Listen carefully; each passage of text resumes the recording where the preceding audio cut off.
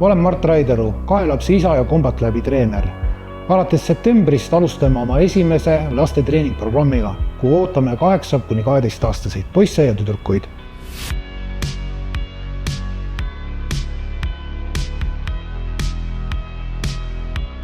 Tunniajased treeningud viime läbi 3 korda nädalas meie enda saalis Mustamäel Kadaka teel.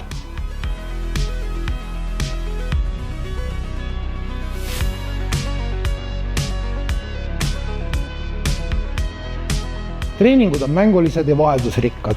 Hüppame, jookseme, teeme erinevaid koordinatsiooniharjutusi ja keskendume thai-boksi ja klassikalise boksi tehnikatele.